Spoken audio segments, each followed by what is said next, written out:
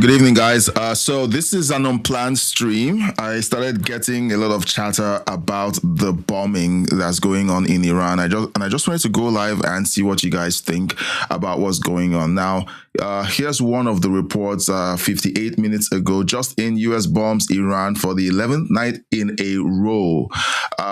President Trump and Secretary Hegseth are refusing to let up on the brutal Iranian regime.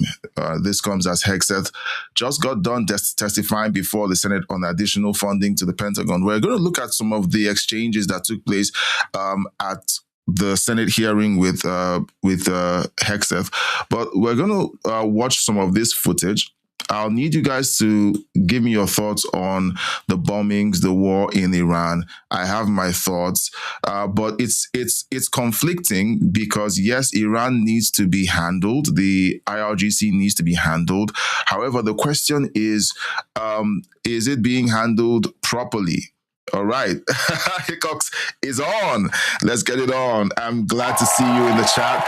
All right, everyone else has a say tonight, so I need to know what you guys are thinking. Now, a bunch of you believe that the killing or the murder, or killing, it's war, the killing of the U.S. service members from the bombings that Iran did over the weekend essentially deserves a response, and a very strong response. And a lot of us believe so too. Now, I need you guys to contribute to the conversation. Bring whatever it is you've got. If you're on the Discord server, please consider sending me links to any information you might have so that we'll feature it during this live stream, because this is happening in real time. So let's watch this. Essentially, we're getting footage of some of the bombings happening, and one of the reports that I got was that the United States has so far fired over 1,000 missiles at different targets in Iran, and all over 1,000 missiles have hit their mark. So this is a game. Well, it's not a game, but the United States has been very precise with its strikes. It's been very precise with its strikes, and I would like us to go over a few of the things that have been going on in Capitol Hill. Now, there are several changes that have happened. Intergalactic Wrangler, good to see you in the chat. There are several things that have happened over the last few hours. One of the things that happened that I saw, which was weird, was that Mike Pence is in the news. Mike Pence is in the news, and he said something really interesting. And let me skip over to the conversation that Mike Pence had on CNN. All right. Here's Mike Pence's take on this situation, because it's weird. Okay. Mike Pence, since he left the presidency, hasn't had a great relationship with Trump. And of course, everyone would expect that that would mean that they would be at loggerheads with it. But he has this to say about Iran. Well, as I mentioned in the book, all right, hold on. Hang on. As I mentioned in the book, it's been a conservative principle for years that when you go to war to win. And one of the enduring lessons, and I lived through those years, that's when we first met, the war in Afghanistan, the war in Iraq, it seemed that there was always a willingness to fight, but fight to a point. I think we're in a moment right now where we've got to allow the armed forces of the United States to finish a war that didn't start 4 months ago. This war started 47 years ago. The president's going to have the leadership of Lebanon in the Oval Office in just a few minutes. My brother was a Marine stationed in Beirut in 1983. He shipped out just a few days before the Marine Corps barracks that claimed the lives of more than 200 American service members. That's when this war started, when Hezbollah, with Iran's sponsorship, took the fight directly to America, struck our troops, killing hundreds in the Marine Corps barracks bombing. what I see President Trump doing here and the opportunity for us to do here, working with Israel, is end this 47-year war once and for all. But I think we've got to be willing to put mass on point and allow the greatest military in the history of the world and our ally Israel to do what needs to be done. To achieve that objective. All right, so that was Pence on CNN, and maybe CNN didn't expect him to back the Trump administration in their moves against Iran. Now, in other news, now this kind of changes the dynamics. Okay, Pence is moving in this direction on side with the Trump administration's push to end the IRGC regime. And he's saying the exact same things that we've said for a long time, which is that this war didn't start with the bombings that happened this year or with the attack on the nuclear facilities last June. It started 47 years ago when they took the initiative of attacking the U.S. embassy, holding hostages, and they've been progressively attacking U.S. bases across the world. And look, anyone who doesn't talk about that history isn't being honest. If you try to make it look like the United States is picking a fight that didn't have to happen, okay, that's disingenuous. The fight was already on. You just either chose to ignore it or decided that it wasn't important enough to address. Meanwhile, you had Democrat presidential candidates and Republican presidential candidates that always brought up Iran during their presidential debates. That was something that happened throughout the 80s, 90s, and even the 2000s with Barack Obama saying the same thing.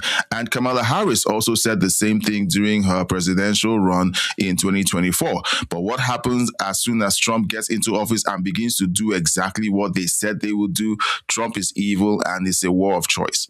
So, so guys, keep your chats coming. All right. Now, there's one update. Now, before we go down the rabbit hole of the hearing that took place on Capitol Hill, there's something that changed, which I found very interesting, okay?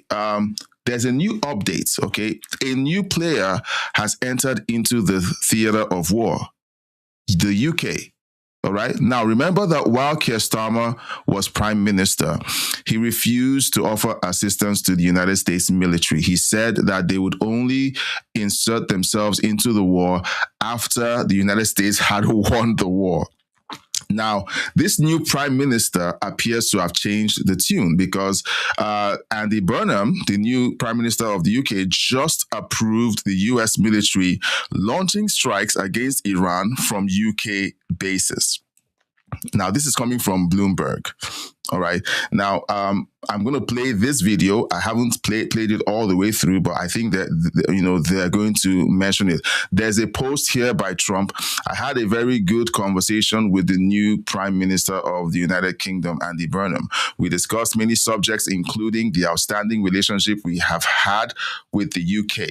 We will be meeting in the not too distant future for topics of mutual interest. The Prime Minister has got a big job ahead of him, but he will be able to do it. And of course, the USA will be there to help.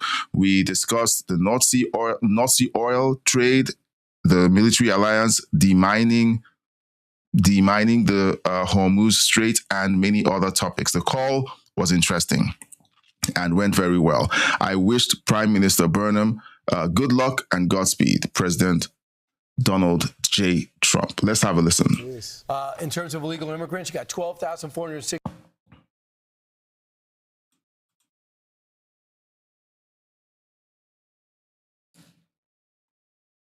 Hold on. Let me do this. 62 entered the country on January 1st. On January 1st, the GDP was, they were spending 2.4% of their defense spending, of their GDP on defense. They were supposed to get to 5, and heating oil prices are up 42%. And the thing is, you're not making a change. You're actually bringing more extreme left, and no election until 2029? Well, exactly. 3 more years of this if he wants it, if he can get there. You're totally right. Prices, affordability, as it is in America, has been a massive issue in the United Kingdom.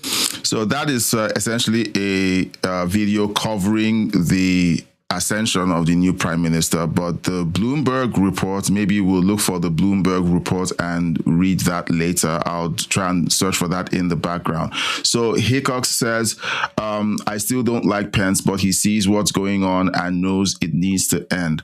Now, you don't have to become friends. You don't have to become fast friends in politics to see that you guys need to team up in order to defend the country. That's the way people used to act in more rational times.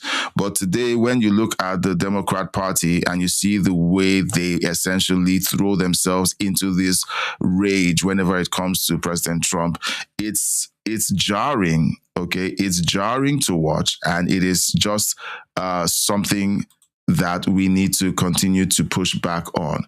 Now, speaking of pushing back on, like I said, Pete Hegseth was on Capitol Hill being grilled or confronting Congress. Of course, the Democrats need their 5 seconds of fame for clips. And here it says Pete Hegseth goes ballistic on Senator Gary Peters for insinuating our troops are failures.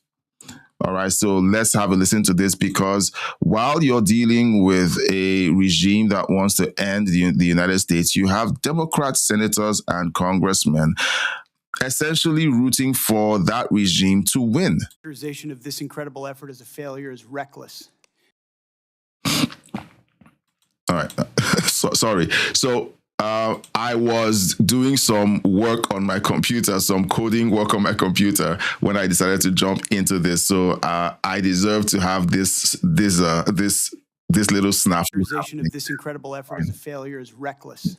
And I think it's irresponsible. And I think it smears the sacrifice of the troops that are out there making on behalf of the American people to ensure that Iran never gets a nuclear weapon. Shame on you and others who call this a quagmire and a failure, and then you want to turn around and say you support the warfighter. Either you do or you don't. Is the nuclear material still there, I can sir? get you a ticket out to CENTCOM and talk to what those Americans are doing and how committed they are to this effort and how they want to ensure that Iran never threatens their families with a nuclear weapon. That's the kind of intensity that our warfighters have about making sure that Iran isn't capable of doing that. Secretary Hegseth, if you listen to my comments, you would have heard me say how amazing our warfighters are. I heard failure. The word heard. I heard exactly what you said. I will tell you how I use the word failure, because I use the word failure to their leaders. You, sir, are the failures.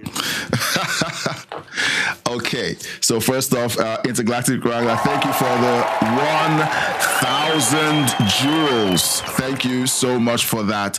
Now, this is the game that they play.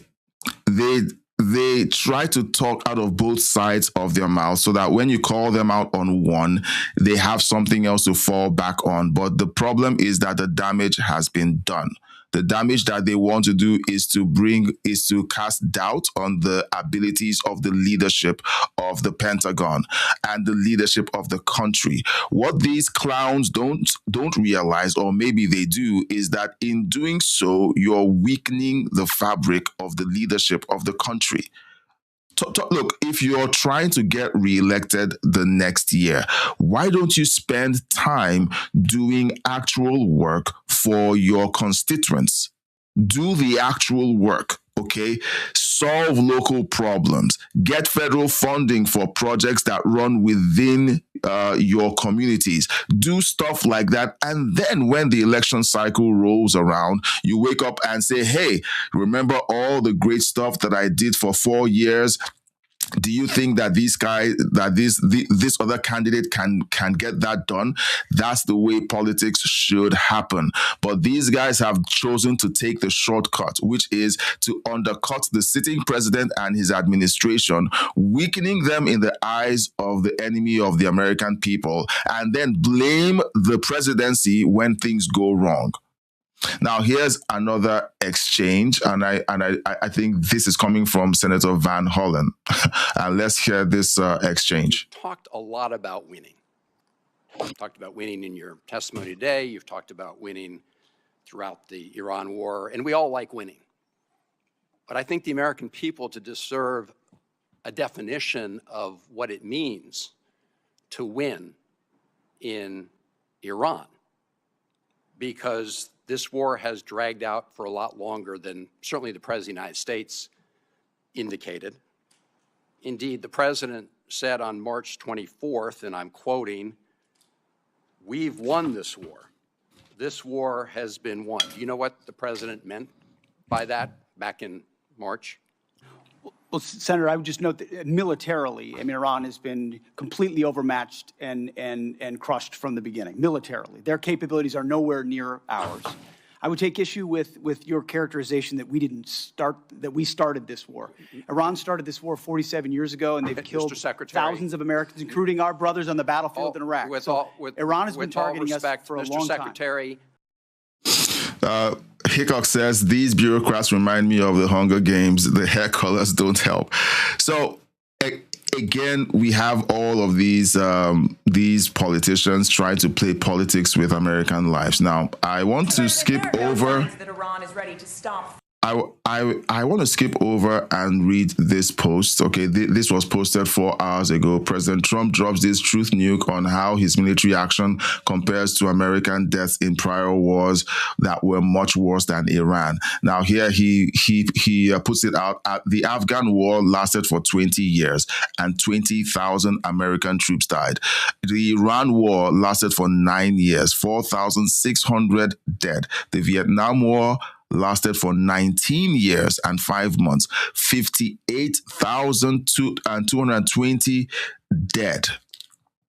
And the Vietnam War was started by the Democrats, by the way. The Korean War, 3 years and 1 month, 36,574 troops dead. The Venezuela War, 1 day, 0 dead.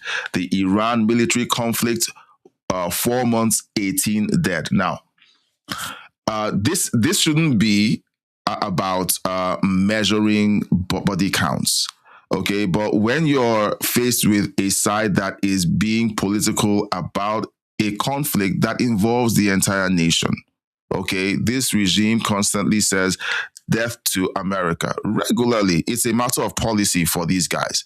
And they've been attacking American interests all over the world for 47 years. It's time to put a stop to it. But the Democrats think that it's a political football that they can toss here and there. Now, I want to look for. What's the stat? I'm sorry about all of these videos. I'm looking for footage. I did catch. I think you're talking. Jeez. All right. I did catch some footage online. I'm going to look for footage on the bombings. All right. And then we can take a look at a few of the pictures. We have CENTCOM images that were released.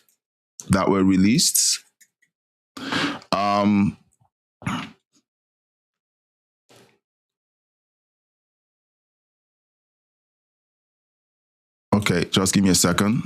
I need to make sure that I have the right filters on. Let's see.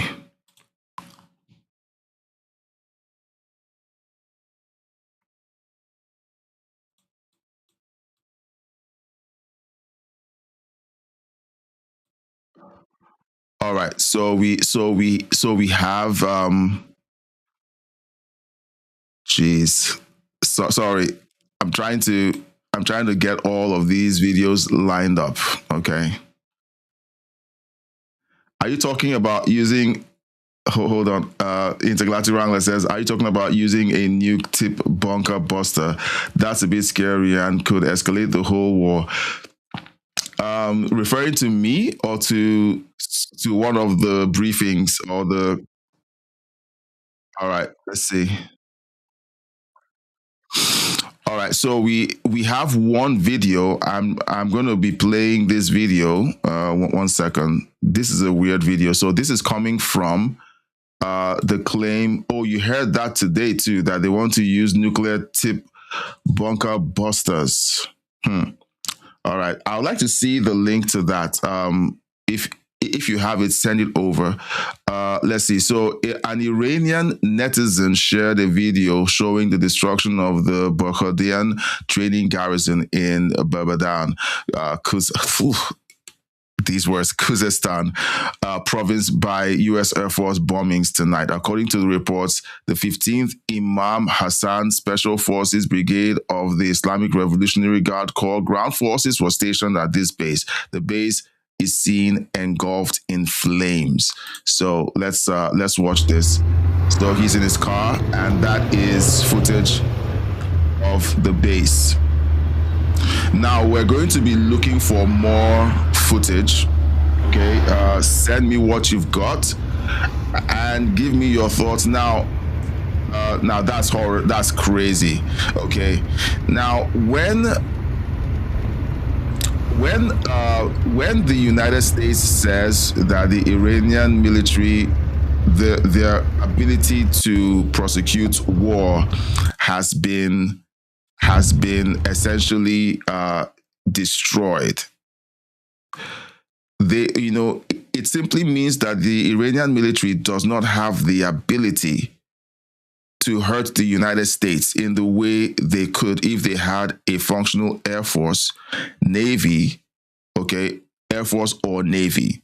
Now, they may have their ground troops, they may have their rockets or ballistic missiles, but they can't essentially hurt the United States in the way the United States is capable of hurting Iran or the IRGC. Hickok says that's a different type. If I recall, it creates a shock wave underground to cripple the underground structures. Now we're just going to look for we're going to hunt for these videos of bombings. All right, this live stream. This live stream wasn't, I wasn't planning to live stream tonight, but I saw the reports coming in and I said to myself, okay, let's take a look at this and figure out what's going on.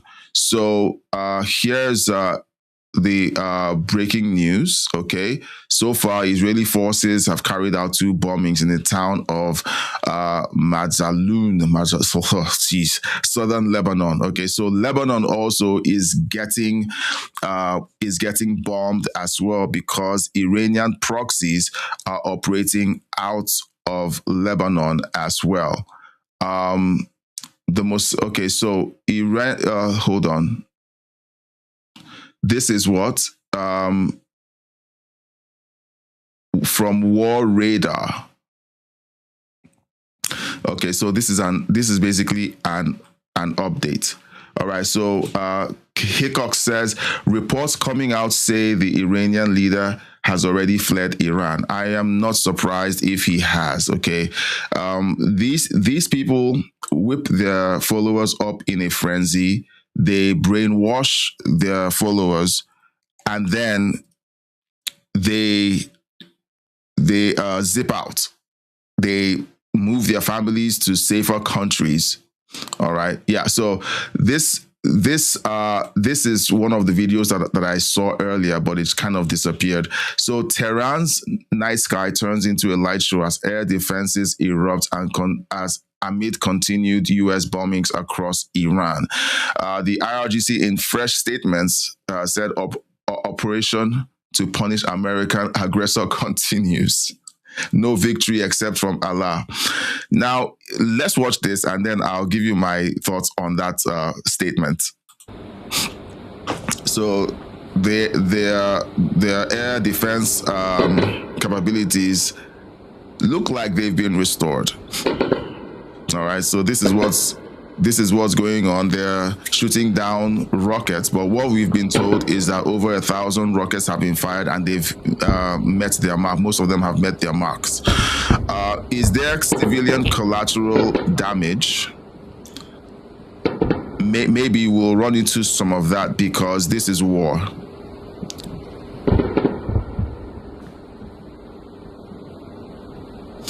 All right, I'm going to copy this.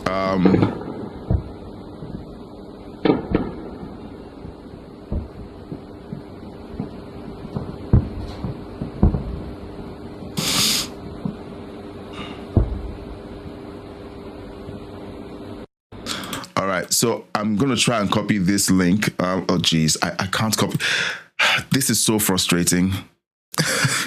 This is so frustrating. So I'm trying to copy the link, and okay, I'm going to see if I can do that. Let's see, sheesh. Okay, I'm going to figure it out. Intergalactic Wrangler. I'm going to figure it out. So that video was the Iranian air defenses. Yeah. So here's what you can do. Okay, you can either send that to me as an email. Okay, so if you have any of those, so that's a Matt Morse video. So Matt Morse usually gets his videos from X. So let's see, Iran nuclear tipped. So we're going to, I'm sure that we can find something about that. Let's see.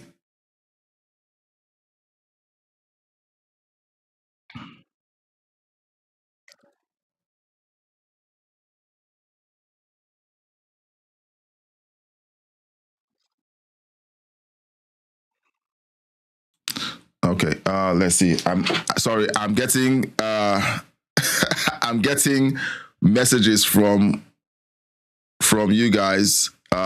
Hickok sent this over. Thanks. Okay, so yeah, so let me take that from Discord. So please, if you aren't on the Discord, please consider joining the Discord. Link is in the link is in the description of this video. It helps out when you're able to send in your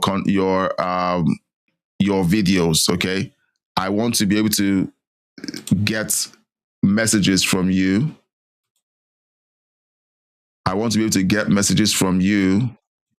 Okay, so this is Matt Morse.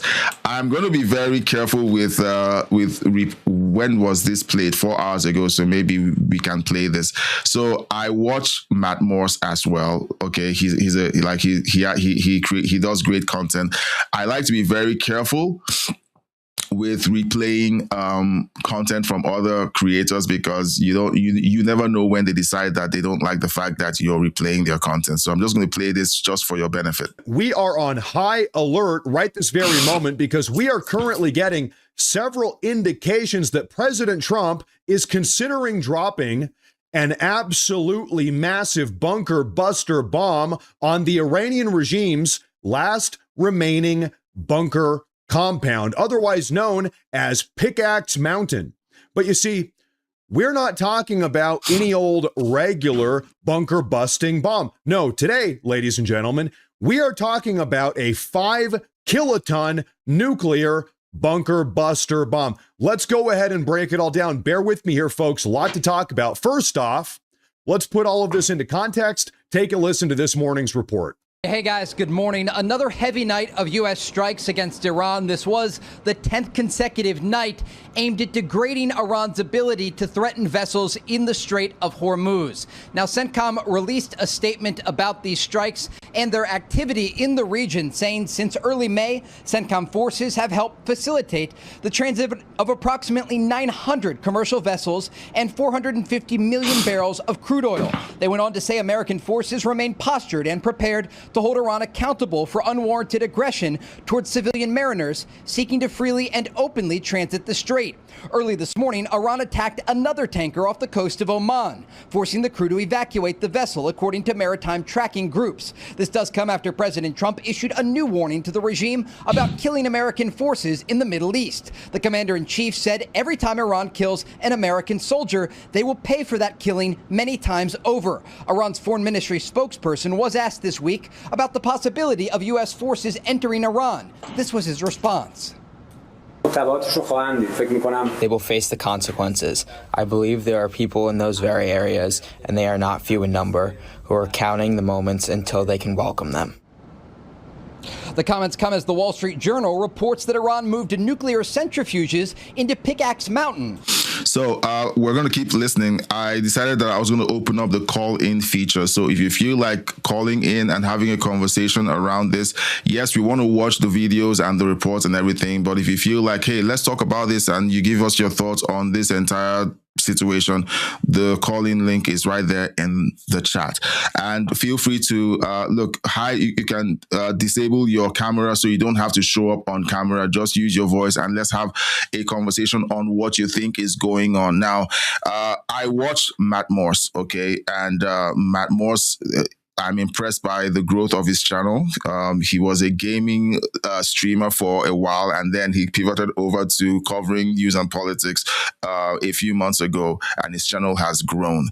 And he does a great job with covering the news and picking up on these stories, and he's doing a great job. So let's keep listening. And again, I'm inviting you guys to not just post content in the chat, but also you can use the call-in feature to jump on and have a conversation and give us your thoughts on what's going on. An underground facility next to the Natanz nuclear site. That is a big problem. The report, based on Israeli intelligence, is the latest to focus on this site. President Trump indicated last week he is considering new strikes against the facility. We're also tracking developments with the Houthis in Yemen, one of Iran's largest proxies in the region. The Houthis say they are implementing a naval blockade on Saudi Arabia. Guys? Okay, now, ladies and gentlemen, before we get to the Pickaxe Mountain Natanz nuclear bunker buster scenario, first, let's talk about these Houthi pirates and whether or not they are, in fact, enacting and enforcing a naval blockade here. President Trump spoke about that this morning in the Oval Office, actually. What is your level of concern of a blockade of the Red Sea by the Houthi rebels, opening up another front in the war? What happens? So far, it hasn't happened. It might happen. But we take care of things. If something like that happens, we take care of it. You know, we've done that with the Houthis before, and we haven't heard from them in a while since we did what we did originally. We blew them up. About 45 days of very powerful action we took against the Houthis. And we've had no problem with the Houthis. They've had no problem with us for a long period of time. So Matt Morse usually does commentary just like I do, and better than I do, okay, because hey, he has a bigger reach and stuff. So here's a link that I just got from Gardening. The U.S. will strike Iran's Pickaxe Mountain nuclear site probably pretty soon, as Iran's top military commanders warned they would expand the war by targeting U.S. and allied interests. Haven't they been doing that already? They already have been. So this is more of the threats going out there, more, puffing out their chest and beating on their chest. Now, one of the things that people in the West need to realize is the mentality of people like the IRGC. The IRGC they understand that their days are numbered. If they don't hold on to power in Iran, they're dead. Okay, so this is an existential struggle for them. So they're willing to hold on to have a death grip on power and not look. They aren't going to call it quits and retire to Florida. That isn't on the cards for them. Okay, where will they go? Afghanistan or the other Gulf states that they spent the better part of the year bombing? They don't have that option. So they're going to stand and fight they're going to draw out this war as long as possible. And then you have the signals that the Democrats are sending to them. Essentially, what they're hoping for is that this conflict drags out all the way to the midterms. And then when the Democrats if the Democrats win, I don't want to say when, but if the Democrats win and they essentially take the House or the Senate or both, God forbid, okay, President Trump essentially becomes a lame duck president. That means the Democrats are going to go out of their way to tie his hands, and whatever is going on in Iran will basically end. So the IRGC is counting on that. The IRGC is counting on that. So the question is, The question is, one, will the U.S. military be able to end all of this before the midterms? Or are we going to see the hopes and dreams of the IRGC essentially come to pass? Okay, have this conflict dragged out? Because here's what's happening. Okay, we just watched a video of the IRGC air defense essentially destroying the missiles coming from the United States. Back in March, all of the air defense capabilities of the IRGC were destroyed in that first strike.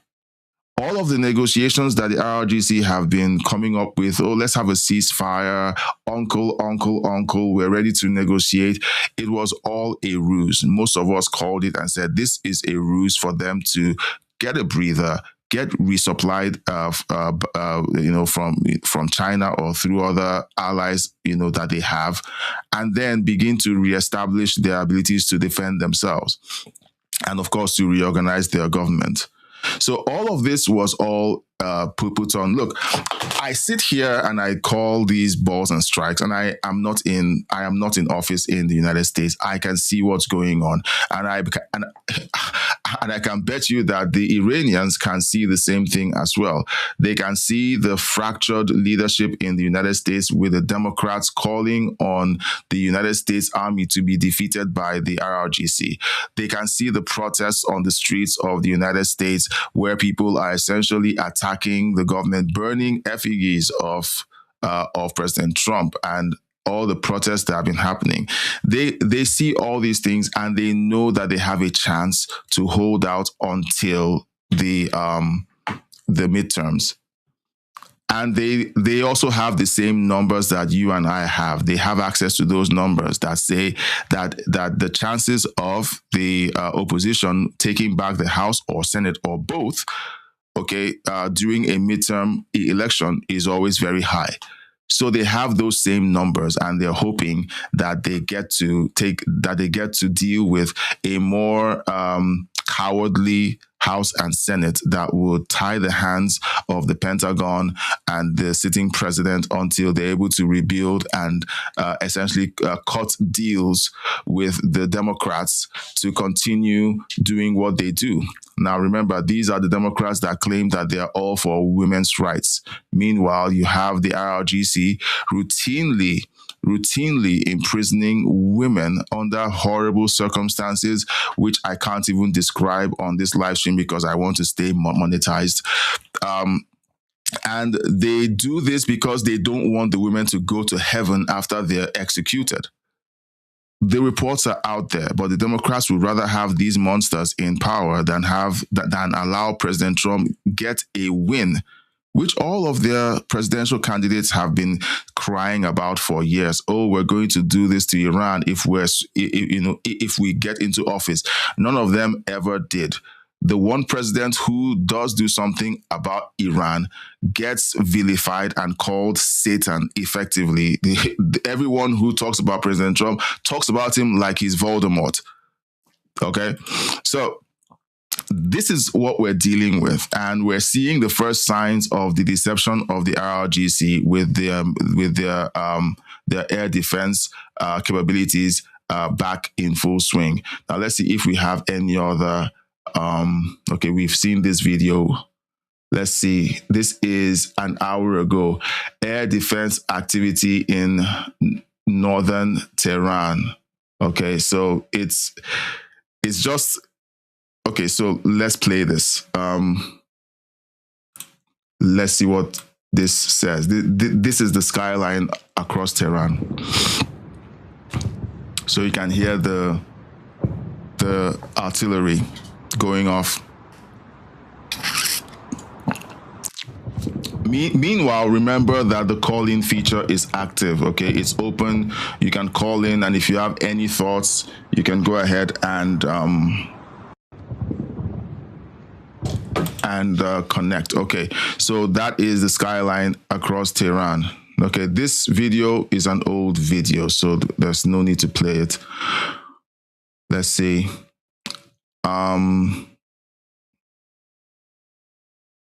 Okay, so this is July 19th. This is about 3 days ago.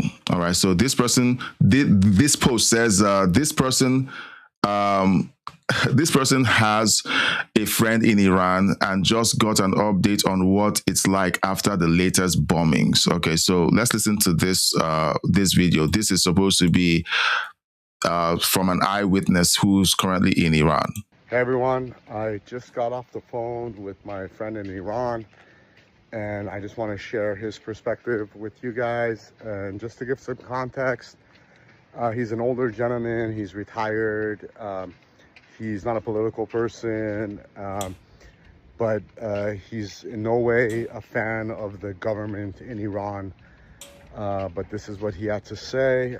He says that southern Tehran is in ruins after this latest bombing campaign. Miles and miles of southern Tehran, it's just dust, he said. And the people in that region of Tehran don't have access to water or electricity right now. And this is an area of Tehran that the people are already suffering greatly. They can't afford bread. That's what he said. And now they don't have access to water or electricity. He says the death count, nobody knows, but a lot of people, especially in this latest U.S. campaign of bombings, have perished. He says on every level, Iran is in a depression, whether economically, socially, as a result of this war, that everyone he talks to, according to his words, they don't want to live. And, you know, when I try to just pass a positive message to him or tell him I love him, his response is that how is his life any more valuable than the other people in Iran, of the children who don't have parents anymore, of the parents who don't have children anymore as a result of this war. He also said that Trump and Netanyahu and Khamenei and all these people are the same, and he doesn't know what they want from the people of Iran. But it seems that they're, according to him and his opinion, that they are preparing for a ground invasion of Iran, and they are planning to start invading Iranian cities. Also, the banks, a few banks in Iran are still frozen. They've been hacked, and people don't have access to their money. So all these things and the latest bombing campaign might be a sign that they're getting ready to invade. The people of Iran need your focus. I know the World Cup is happening and everyone is celebrating, but there's a lot of people suffering in Iran. Let's speak for peace. Let's be about peace. Let's keep the peace movement alive for Iran and everywhere else in the world. Love you.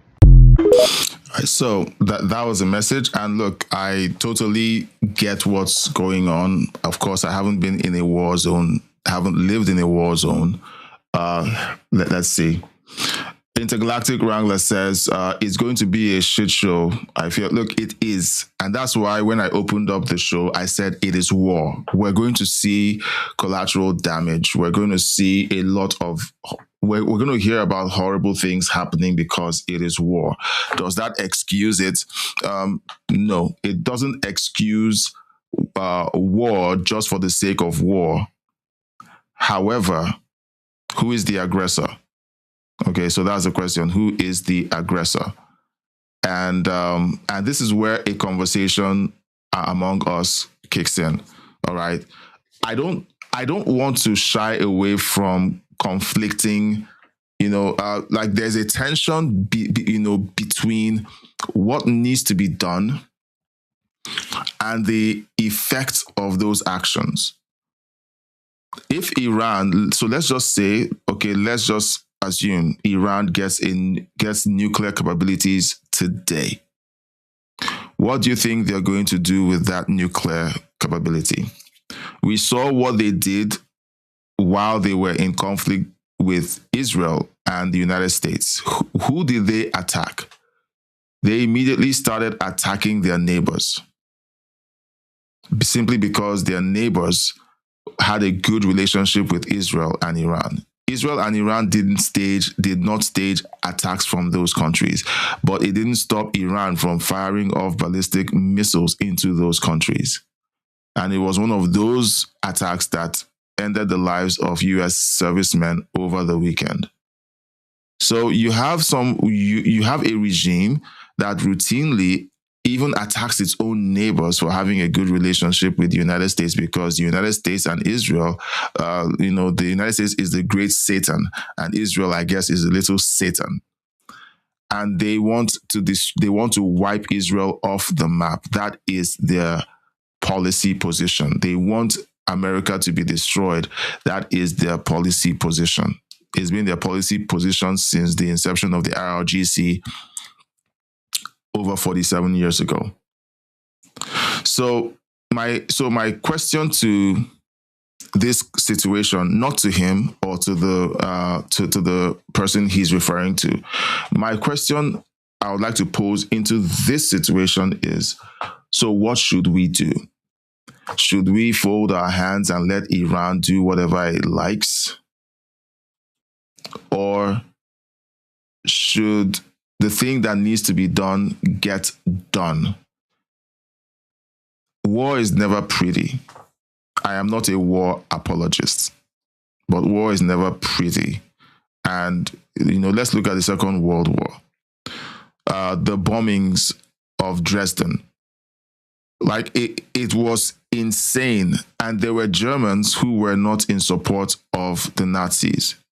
They were cowed into submission, because if you were opposed to the Nazis, you were lined up against a wall and given some lead. So it was something that was popularly known that there were people within Germany who didn't support the Nazis, but it didn't stop them from getting the brunt or feeling the brunt of the war when the Allied forces broke through and started bombing Germany. It didn't protect them. And that's the same thing that's going on right now in Iran. When you have a government, an administration, a regime that essentially wants to destroy Western civilization, says it openly. It has a hostile position, not just against the people that surround them, but against their own citizens. We heard about over 30,000 protesters getting murdered by their own government earlier this year. And, some people might say, oh, that's a stretch. I believe it because that's one of the things, well, not that 30,000 people were murdered in Nigeria back during the pandemic, but there was an incident where the military literally shot into a crowd of citizens holding the flag and singing the national anthem. That was what drove me to say, okay, I'm taking my kids and I'm leaving. My kids can't live in a country where their own government murders them. So I can believe it. All right, so the call-in link is still available. I'm surprised that no one has taken me up yet on that. But let's watch this report from Fox News while we wait for someone to pop in and give us some perspective. And if you have any updates, now I'm.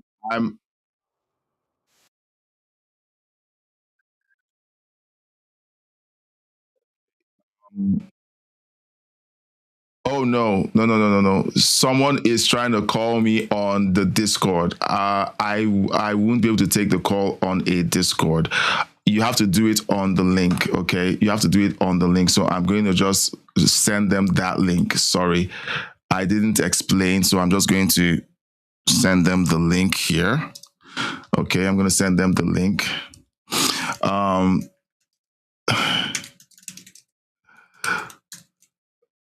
Sorry. All right, so that was Tony. Tony is trying to call in from Australia.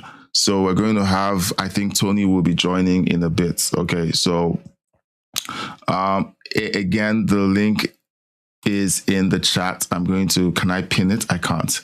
I'm using Restream. So the real question Okay, so sorry, I was about to play this report. So let's listen to this.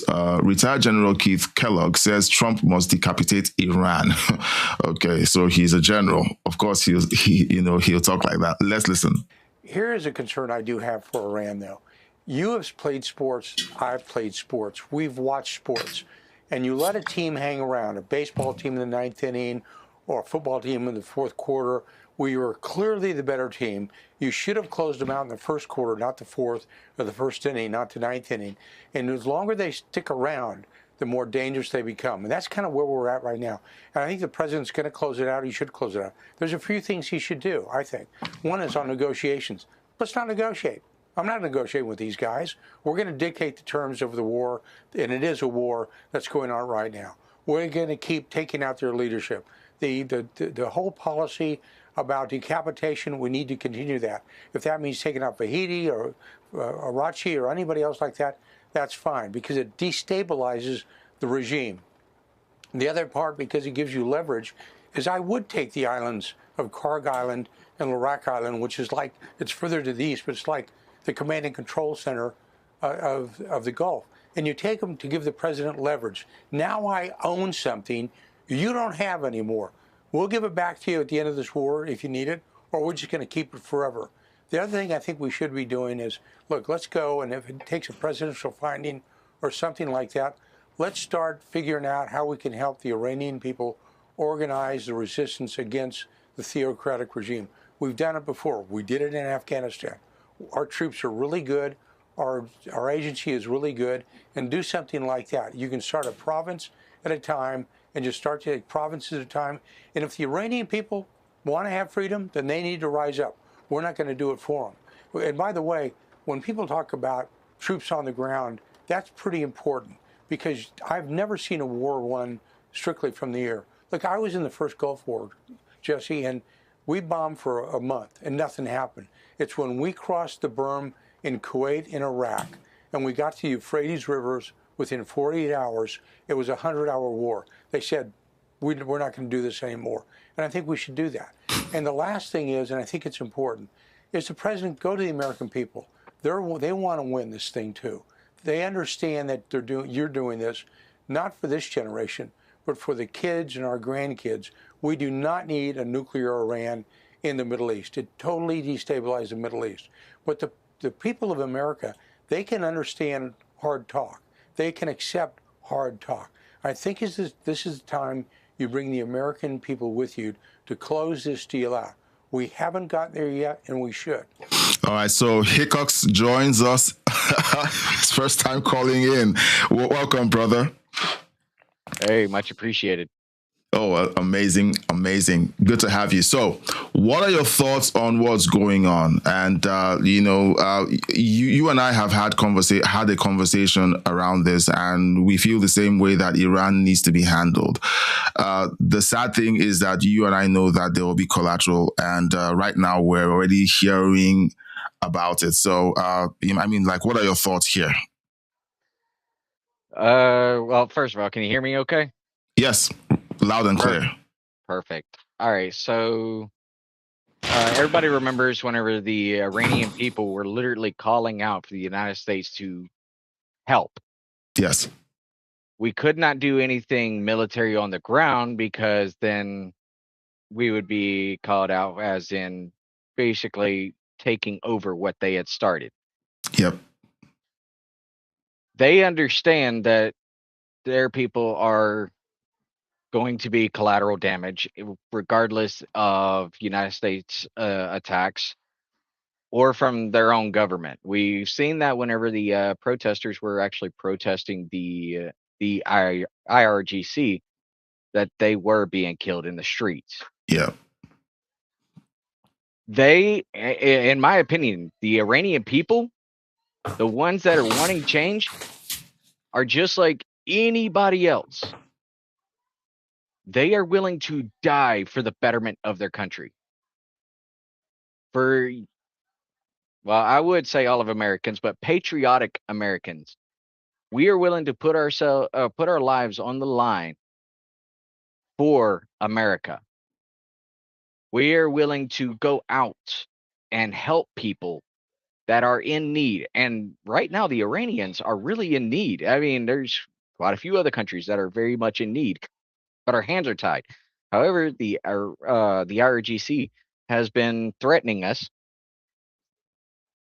Yes, apologies. Pizza night. No problem.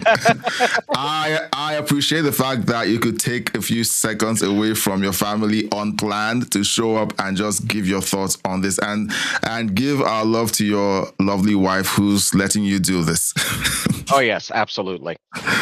So looking at the Iranians, and I mean, they need to be freed. Right now they are being held under an iron fist. Yeah. And it absolutely sucks. Oh, do we have somebody else come in? Oh yeah, someone else saw me. Okay, so Tony is joining us from Australia, but yeah, you can go ahead. Just keep going.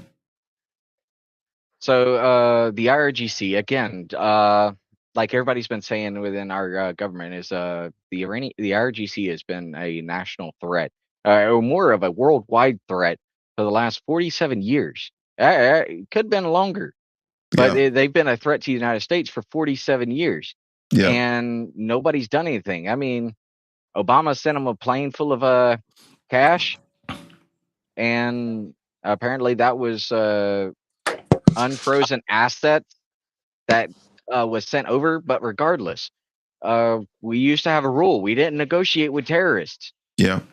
And nowadays, that seems like all that it's been. Yeah.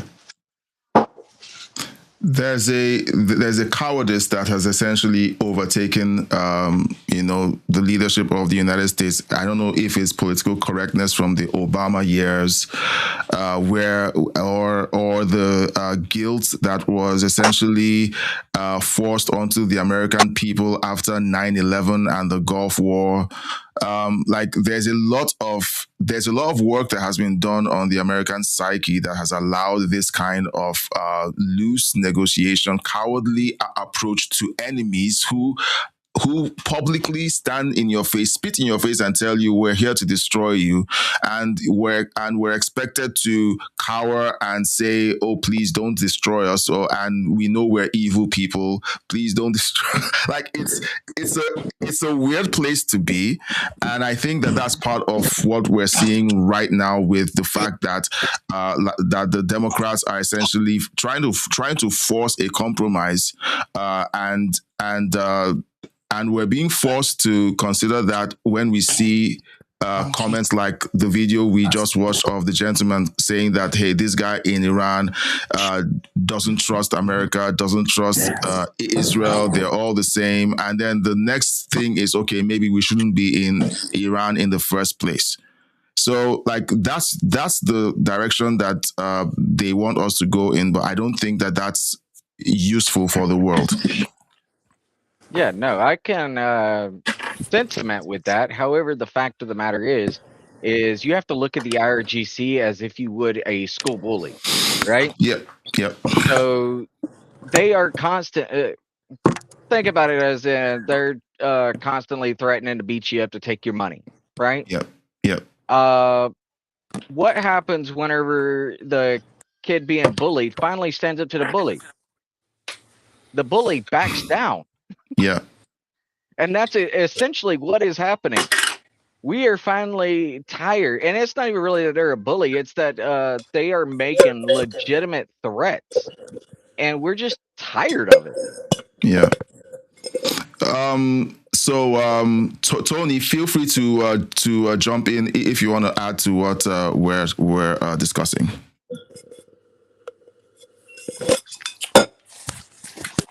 Yo, can you hear me okay? Yeah, we can. Cool. Fine. What's up? I was just listening to Homeboy right there, and I agree with him. He actually said the words that I was about to say, but I'll try and do it in a restricted R18 manner. Like, bomb those motherfuckers, man. God damn. Stop fucking around. Let's go. Like, Exactly. how And many warnings do we need? Nuke their shits. Hiroshima their ass. Tell them this is the day it's going to happen. Boom. And get in there, get help in there where it's needed. Like, what are we doing? Well, you know that, yeah, you know that we've been told repeatedly that this is the only language that these people understand. Yeah, man. And let's do it. We are actually fucking around. We're the ones fucking around. Like, they need to find out, man. Like, come on. That's how I see it, bro. Like, yeah, the talk is out. I mean, we're done. We're done with talking. All the talks and talk and talk and talk. Shut the fuck up. Let's go. Well, that's not politically correct, Tony. It's not nice. You should win the war. So you should win the war with kindness. you should win the war with kindness. Okay, go around giving hugs and saying nice things. You're not allowed to say mean things like that, Tony. It's more of kill them with kindness.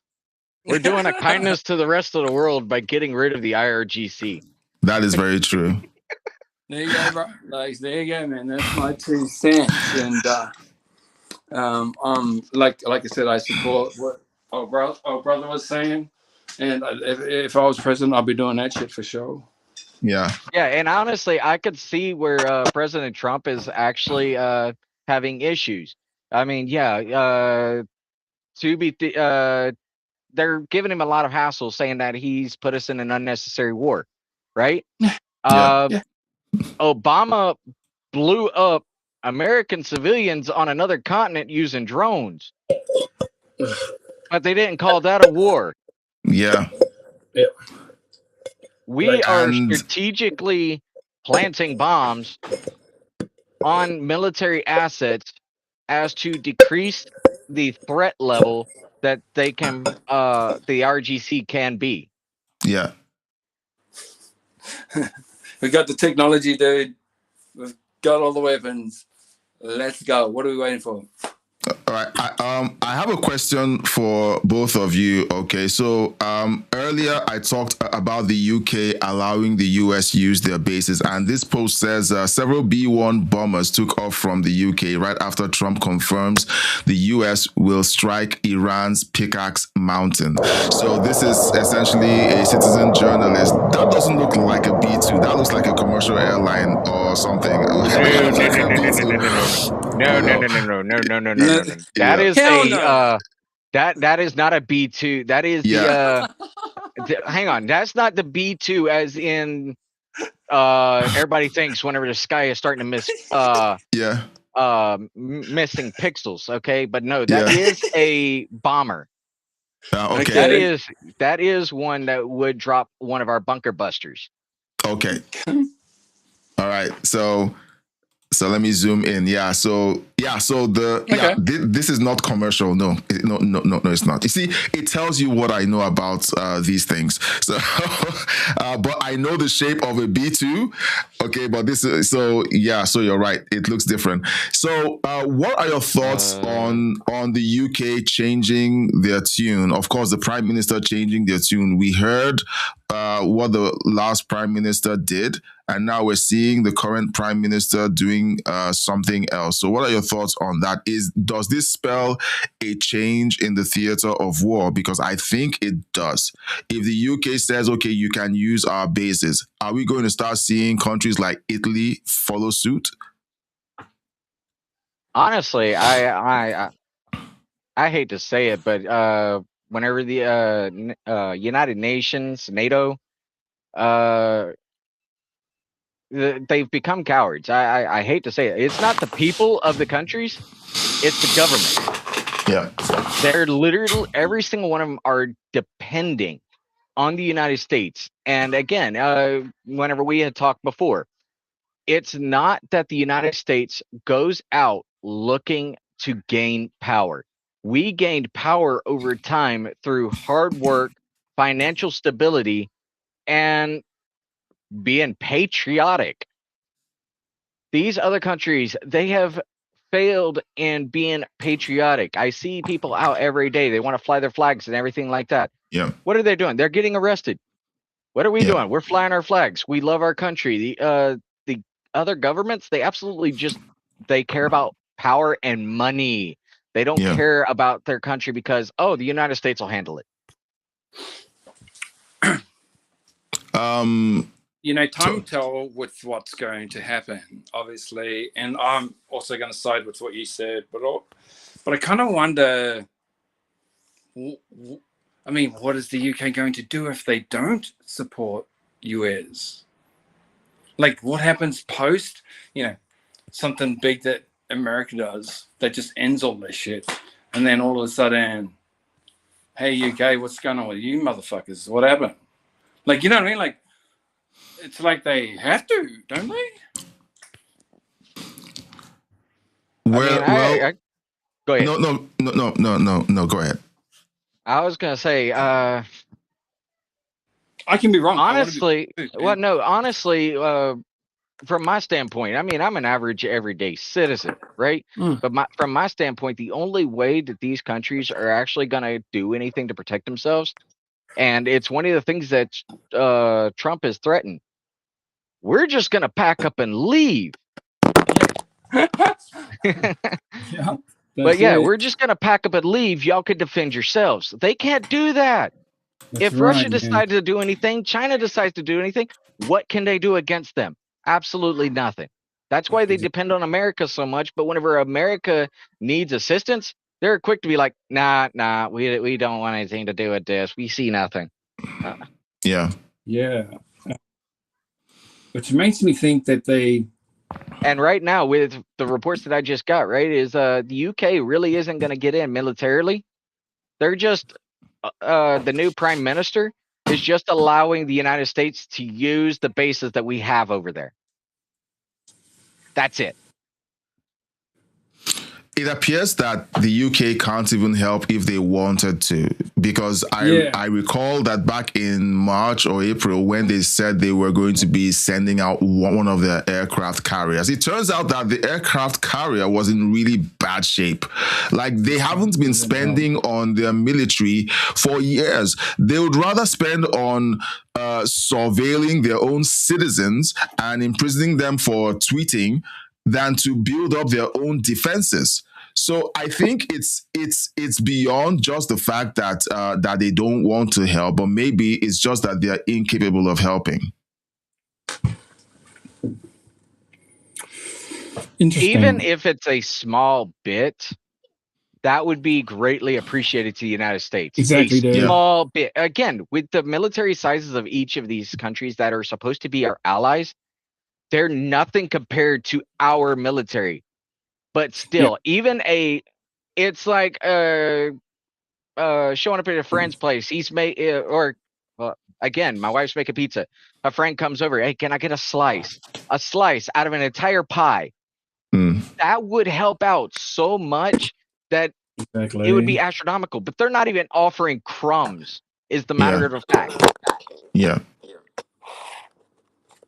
And that's why I think they have to offer something now, because the aftermath downstream of not doing anything is a bigger problem for the UK. They'll be smart to do it. I mean, the UK being a leader in such a way to coast others to jump on board niggas and help. You know what I mean? Like, they'll be smart to do that, but I hope they do. I really do. I really hope they're sincere about their help. Well, I want to play this video. It was posted about an hour ago. Trump says we're stopping a capability and now we're ending it. Now, he was about to board Air Force One. We're just going to listen to this real quick, and you tell me what you think. It's a far bigger job that we're doing. We were doing a little job of stopping them from having a certain capability. Now we're just ending it. So what do you think he means by ending it? Because it sounds like the Department of War and the administration are just ready to go in. There are rumors of ground troops being deployed and so on. But what does it sound like to you? Oh, we're about to hit the delete button finally. I mean, it's no copy and paste, no restructuring. No, the IRGC has already failed. They failed to come to the table to make a peace deal. We all knew the IRGC was not going to come to a peace deal. They want power. They want the control. The only problem is it's literally an ant trying to fight a bear. They're going to get smashed, and we finally had enough of it. That's one of the things that I love about President Trump. We finally got a president that says something and then he acts on it. Yeah. I'm like, finally, we need to do something. I mean, just look at Biden with Afghanistan. We lost members. I mean, everybody's seen the videos of the Afghanis literally falling off of the plane as it's taking off in the air. Yeah. We don't want that. That was a horrible thing. If we pulled out slowly, that was a failure. That was a disaster. Exactly. This right here has not been a disaster at all. Yeah, we. Hi, buddy. We have the only service members so far that we have lost. We're in a base that was 2 countries over. They shot a cross-continent missile to blow up the base. Those people weren't even in the fight. They're trying to attack a small fry. And what's it gonna do? You're poking the bear. Well, guess what? We just woke up and we're hungry. Yeah, it's time, man. It's time. Let's just end this shit. All right, so we have a few people who are still watching, and they're like, all the chatting basically just stopped. They're listening to you guys talking, and I think it's interesting. Man, blow their sandy ass, rag ass head at the motherfucking man, blow their sandals out the face. Damn. Now, while Tony is talking, I'm sure people are wondering whether they're still on the same channel. So yes, you guys are still on the same channel. That is Tony. Okay, he's been in the chat, for ages, and that is basically him bringing the smoke, because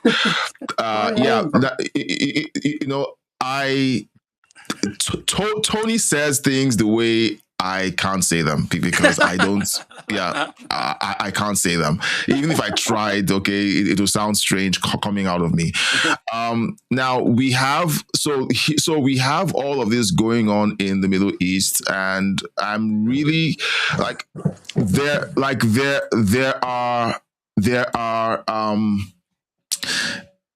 there are things that we know are coming down the pipe. We know that we're going to start seeing a lot of videos about the casualties happening in Iran. We're going to start seeing, sadly, videos of service members losing their lives or getting injured and coming home. That's going to happen if this war is not dealt with decisively. Now, here's the problem with a decisive solution.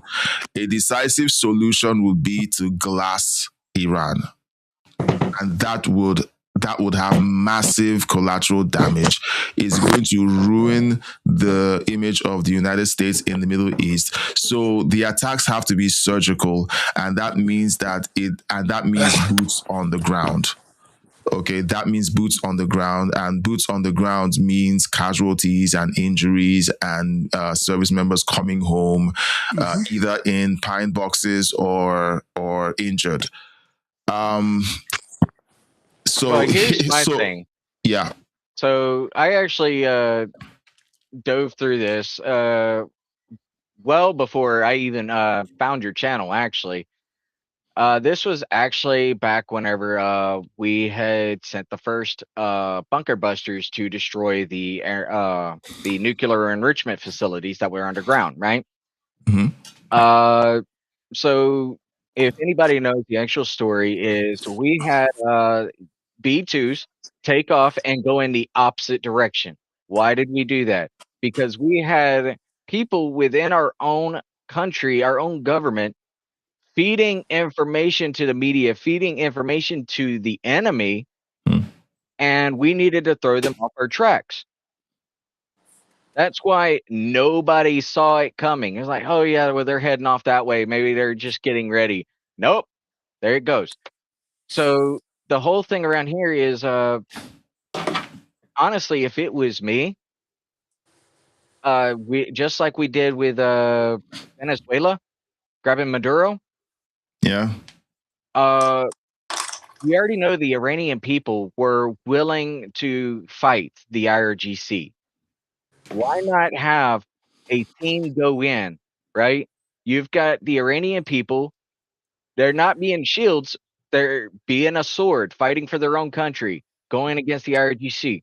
Why not have a team go into the rear and start taking out the tops of the head?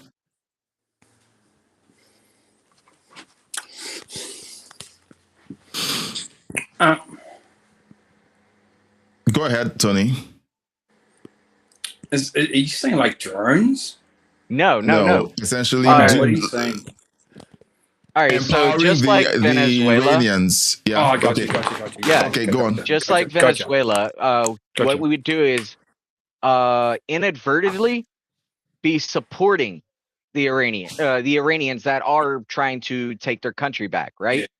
Yeah, gotcha. What I would have done was sent our elite forces to go after the heads of the IRGC, every single one of them. That then reduces the power level all the way down. The Iranian people, so again, critics out there, they would say, oh, well, you're using the Iranians as a meat shield to be able to do something.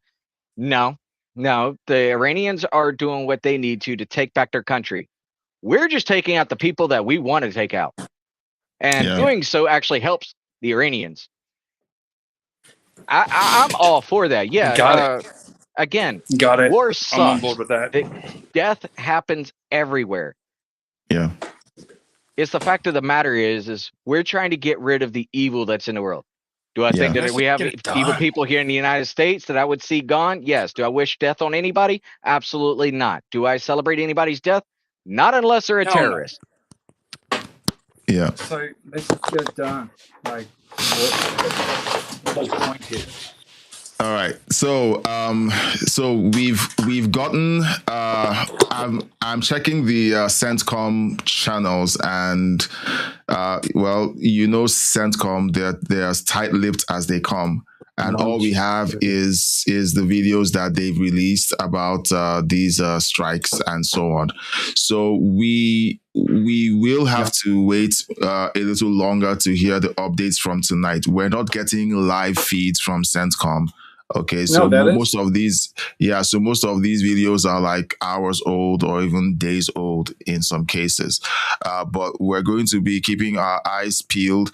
If you don't know the Enforcer YouTube channel, okay, I'm going to ask you to go over there, because those guys are autistic about details about flight movements, troop movements, stuff happening not just in Iran but also in Ukraine.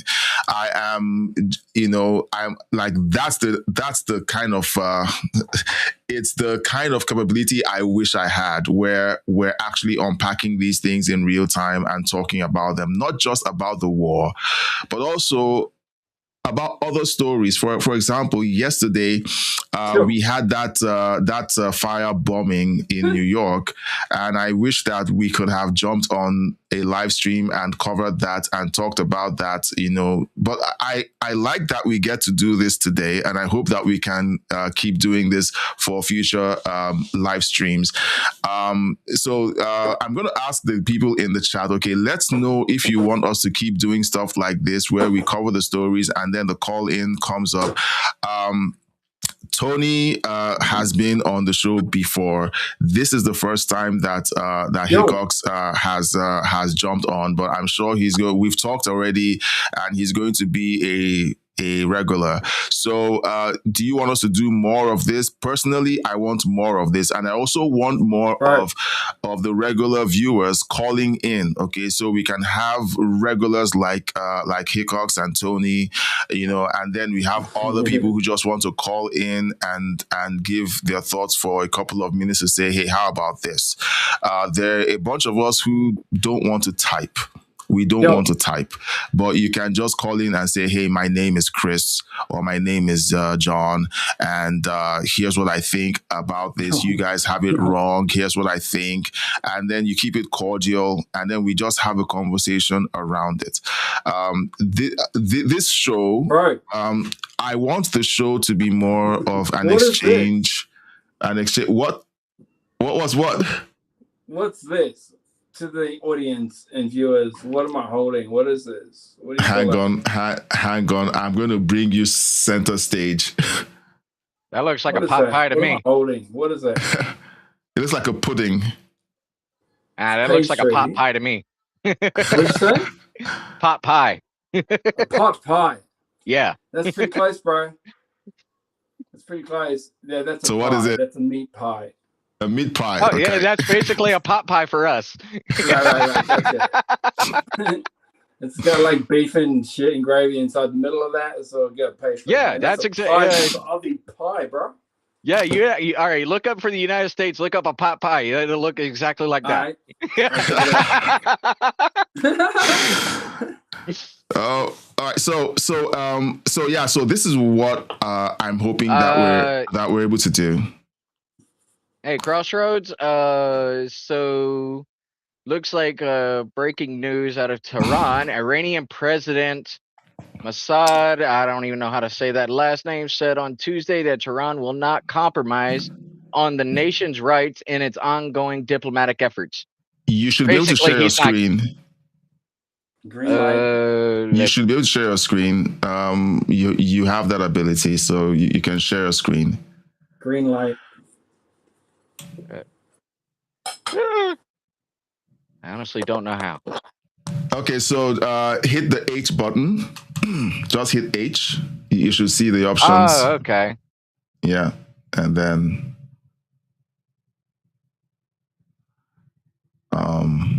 let's see here. And once you share, I'll just hide this one. Yeah. There we go. There it is. Yeah. But yeah, right there.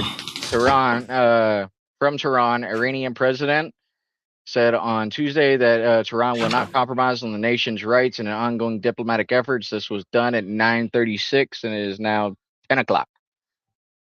Wow. They will not. Okay, so I guess it's on.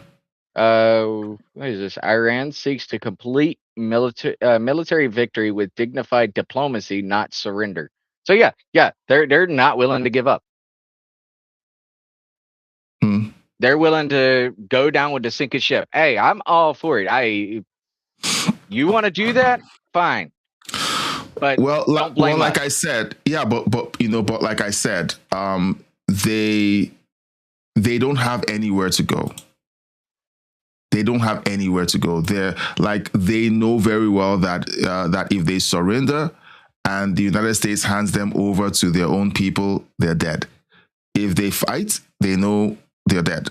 If they try to wait out the Trump administration, that's where they think they have a chance of survival. So I think that's where they're leaning. And even right now, they've burnt their bridges with the other Gulf states by firing rockets into the other countries surrounding them. So they don't have anywhere to go. And they are looking like a cornered animal, meaning that they are more dangerous now than ever. So the question is, what comes next? Right. And just as a clarification for everybody, this is from the Tehran Times. As you can see right there. It says right here, Iran demonstrates unrivaled strikes capability across region. This is where their media is trying to save face for the IRGC.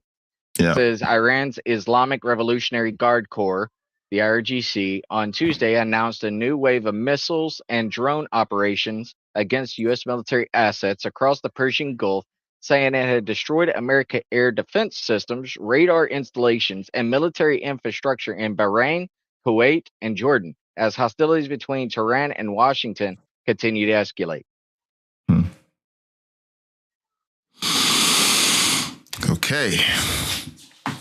Okay, so we're gonna we're gonna kind of hold back from making predictions. We're gonna hold back. We might wake up tomorrow and then we have Turkey showing up and saying that they're willing to negotiate another ceasefire, or we might have France stepping in to say, hey, why don't you guys pop on over for a chat? And we have, the same cycle play out over again. Trump saying that he's willing to hit the delete button. Sometimes it's just Trump being Trump and being bombastic and saying, hey, we're going to destroy you, your mother, your father, your grandchildren. We're going to wipe everything out.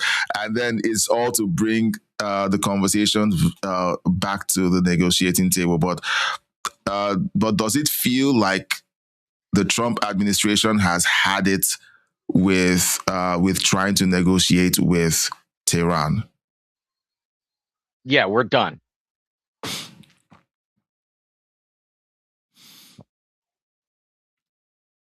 All right. So let's see. So let me clarify on that real quick. Yeah. We're done with all talk, no action. Yeah. It's the same thing that we're doing with all the other nations. They're all talk, no action. If you look throughout the world, what was it? International law, or what's it called? Yeah, breaking international law. Yeah. Who's going to enforce that? There's only 3 main powers across the entire planet. One is the United States, the second one is Russia, and the third one is China. Yeah. Who is the world gonna rely on more whenever it comes to a deterrent? It's gonna be the United States. Yeah. If these other countries actually want to gain back respect, they need to build themselves up. They need to stop sitting at their golden desks, acting like everything is good. Everything is not good. You've got China going after Taiwan. You've got Russia going after Ukraine. And Iran is literally looking like a hand grenade right now, just attacking everybody. Just shrapnel everywhere. And it's honestly really upset. I mean, even the what was it, the UAE? Even they're like, nah, hey, can y'all take care of that? We're tired of it. Yeah. And it has to be really bad whenever the UAE wants to side with America, especially on this situations like this. Yeah. Well, like I said, the IRGC looks like they're more dangerous now because they know that they're cornered and they know that they have nowhere to go. The question is, what is it going to look like over the next few days? This is the 11th day. This is the 11th day of these hostilities, and we haven't. I don't see an out yet. There's no conversation around negotiations or ceasefires in the offering right now.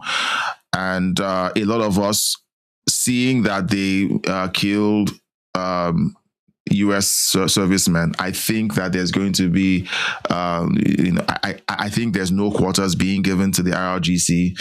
All of the opportunities for ceasefires and for peace have been exhausted. I think maybe I might be wrong. Maybe there's going to be another play coming from both the IRGC and the Democrats, because the Democrats, like we saw, they're on Capitol Hill. They're essentially trying to paint the Trump administration as failures, and trying to say that the Trump administration has failed at the prosecution of the war on Iran. That's the only message that they have going. So the pressure coming from inside of the United States and the war of attrition happening within Iran, trying to drag this on to the midterms. I'm not sure how this is going to look. Okay. Well, honestly, and I'm going to be honest here, and people may not agree with me, but to me, the Democrats in America, the Democratic Party overall, they're traitors to America. They may not get charged because the law for being charged as a traitor has changed, but regardless, the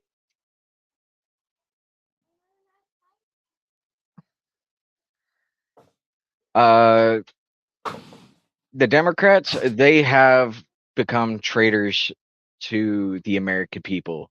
They are wanting, they are allowing the threats to go on from inside and outside of the United States.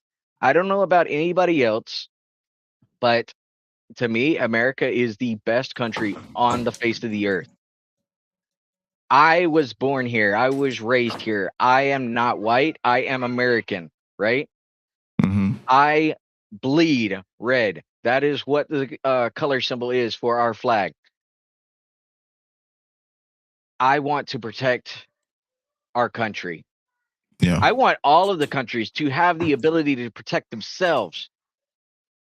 But the exact same people, the people that are basically clones of the Democrats around the world, are doing the exact same thing. They are just trying to cause mayhem and destruction. We don't want that. Yeah. As far as I'm concerned, the Democrats, they can get out. And anybody else that does, this goes for all across the world. And I am looking at you. If you don't love the country that you're in, get out of it. Go back to where we come from. Go wherever you think that you're going to be accepted. Right? Yeah. We love our countries, regardless of where you're from. I'm telling you, you have the right to protect yourself, protect your country, protect the love that you have for everybody else that's in it. For those that are just wanting destruction, wanting mayhem, wanting to change the country to the country that they fled from, get out. All right, so I feel like this is a good place to call it a night. I know you stepped away from your family. It's pizza night, and I can smell it cooking right now. Yeah. And to be honest with you, I wish that we had access to more content. Now, if you're watching and you're like, okay, where do I go to next to find out what's going on? Go to the Enforcer YouTube channels. Tell them we sent you. They have a great, I watch these guys and I'm in awe at how they've been able to go in, do a ton of research. Well, they've been doing this for a number of years. Okay, so they have a backlog of resources that they pull out. They have a Google map where they essentially have marked all of these targets and locations. It's crazy. So it's fun to watch. And if you're looking for more information in real time, you can go over there and have a look. They've even said on their live stream that they think that the State Department is actually looking into them, because they tend to say things about stuff that the news hasn't covered yet, and they're fun to watch. Now, I hope we can do this again, Hickox. I know we said that we were going to put this off till next month, but whenever the call-in link is available, even if all you can do is pop in for 5 minutes, okay, that would be fantastic. I love the conversation we had. Tony, I love that you were able to pop in. I see you in the chat, and I'm going to put your chat up. I'm not going to read it. I want my channel to stay monetized. Thank you very much. So I'm just going to put it up on the screen for everyone else to read. So guys, we're going to call it a night. This was an unplanned live stream. We got the notification that something was popping off in the Middle East. I felt like we should talk about it. And I'm glad that we were able to have a group call, a panel that essentially we have people from across the world. I'm over here in Canada, but I'm from Africa.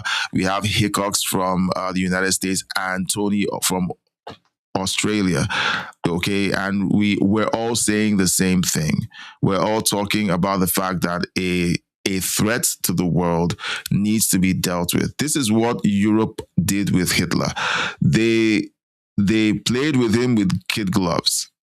All right. He could have been stopped years before he became too dangerous. In fact, when he invaded the Sudetenland and moved his troops, his generals were terrified that there was going to be blowback from England and from France. They were terrified. But do you know what?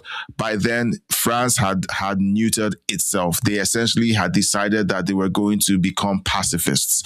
England was being run by a gutless prime minister called Neville Chamberlain, and they allowed Hitler to continue to advance and to increase his military might while they were essentially disarming themselves. France and England were disarming themselves. You had Germany arming itself to the teeth. And that's what we're seeing today with the UK unable to even float its destroyers to support the American effort in the Middle East. And then you have Iran pumping out ballistic missiles for use to attack its neighbors and US interests. This is the same thing going on today, but not exactly. But it's just the same attitude of, if we don't show that we're dangerous to our enemies, everyone will like us. That's not the way the world works. And the Democrats are still holding on to that delusion, and they're trying to stranglehold the entire world into believing that that's not the way the world works. Once anyone senses you're weak, they'll swoop in, take what you have, and own you. That's the way the world works. Any final thoughts before we call it a night? Oh, no. You actually hit that on the head. The only thing that I could say right now is, Tony, I appreciate you calling in, man. You are a trooper. You are a patriot. I absolutely love hearing from you. Anybody that wants to come in, have a chat, I'm here to talk. We're all here to talk. Even if people on the other side of the aisle, as long as you're cordial, this isn't going to be like one of those panels where you call in and we're going to yell, scream obscenities at you. We want to have a chat with you. We want to hear the other side and come to an understanding. That's how things work around here, is we have a chat. If we're attacking each other all the time, then it's just not going anywhere. By the way, I saw gardening. Hi, I saw your message. I just didn't want to interrupt everybody. Yeah, did she message you directly on Discord? No. She had messaged in chat saying, "Nice to see you on my TV." Oh, yeah, she did. She's messaging me right now on Discord, and she's telling me that Russia and Ukraine are kicking off, and I'm like, we're about to say good night. Okay, so we're going to let go of that. We're not going to talk about that, but maybe later we figure out a way where these breaking news can be fed to us in a way that we can, convert into ongoing conversations during the live stream. Gardening, you're amazing. I'm going to give you that. You're amazing because like she sends me these stories, and I'm like, okay, Yeah, I would love to do that, but I said I would only stream once a day, and then she keeps doing that. Now during the live streams, okay, and I'm going to say this publicly, gardening, you can feel free to send me updates to some of the stories that we're covering in real time. I want us to be fresh and nimble. I watch live streams. There are live streams where they're really stiff and they don't leave any room for adjustments. And there are other live streams that they're really loose, and I find that the loose live streams tend to be more fun. So I want us to be kind of loose so that whenever we start a story, if something else is more important or is popping off, then we can easily pivot into that and have an ongoing conversation. And that's why the call-in feature is vital, because it allows for that nimble attitude towards looking at these stories. And I think it's safe to say that this is not a news channel. Okay, this is not a news channel. I happen to look at the news, cover the news. However, it's more of people hanging out and talking about what's going on in the world. And if it happens to be a war in Iran, we hang out, we talk about it as people who are being affected by what's going on in the world. You and I aren't the presidents of countries. We're just regular guys trying to take care of our families, hoping that our kids grow up in a world that still works. Okay, we don't want them waking up into a world that's a nuclear wasteland. We don't want them waking up into a world that's a leftist hellhole. We want them waking up into a world that's better than we left it, or than we met it. We leave them a better world than we had. And that's what we both hope to do. So let's try and make that happen. So gardening, thank you. Hickox, amazing time. This is everything I was hoping that our panel would be, and I think there's more coming down the pipe. We're going to be able, now I'm going to say we're going to be live again tomorrow at 10 a.m. Eastern. So set your clocks, and we're also going to be activating the call-in for every single live stream. So whatever happens, there's always going to be a call-in feature available.